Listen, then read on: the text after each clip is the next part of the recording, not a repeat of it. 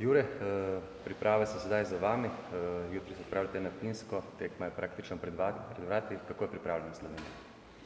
Pa glede na treninge, glede na vse te tedne, sploh pa zadnje 2 tedne, ko sem jaz tle, mislim, da smo dobro pripravljeni, ker je intenzivnost treningov na visokem nivoju in tako tudi pričakujemo tekmo in upam samo, da bomo to intenzivnost in kvaliteto iz treningov prenesli na igrišče v petek. Kakšen je recept za točke na Finskem? Pa sigurno ena strnjena formacija, analizirali smo nasprotnika, vemo, kaj so njihove dobre lastnosti in kaj so slabe, sigurno pa brez borbe, želje, to, kar Slovenija je vedno mogla pokazati, če se je hotela uvrstiti na velika tekmovanja, ne bo uspeha, tako da tako kot zmeraj računamo na to. V ti 2 tekmi s Finsko in Dansko se podajate s prvega mesta v skupini. Kaj to pomeni za vas? Je to dodaten pritisk, morda priložnost? Mislim, da ne čutimo nekega dodatnega pritiska zaradi tega. Sigurno je, če nas bi kdo vprašal, kako začeti kvalifikacije, bi vsak rekel, da želi začeti s 6 točkami, tako da mislim, da je to samo prednost. Vsekakor pa ne smemo biti po drugi strani pa preveč sproščeni, kajti čisto nič še ni odločenega, čisto nič še nismo naredili dejansko in čakata nas 2 zelo, zelo pomembni tekmi. Jana Oblaka ni v ekipi. Na kakšen način to na branilsko vrsto vpliva, ker nimate nekaj za sabo? Zdaj ste tako navajeni na njega, pa vemo, kaj pomeni slovenske reprezentance.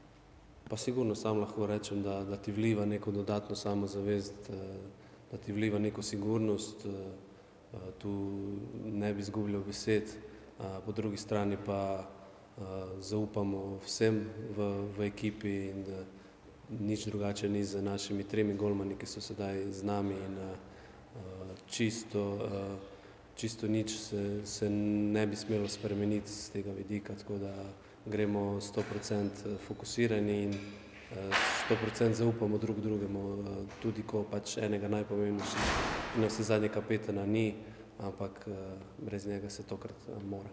Za ta bo kar dosti dobra sezona, mislim osebno, zato ker z ekipo ste se borili pa za obstanek. Pričakuješ, da boš še igral v prvi postavi?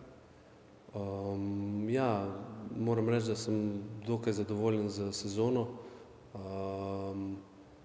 Sicer je bilo zelo turbulentno z potresi in z vsem skupaj, tudi na momente nisem igral, pa sem nekako to zaupanje trenerja povrnil.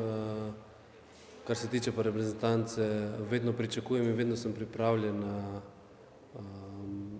je pa seveda to na selektorju, da se odloči.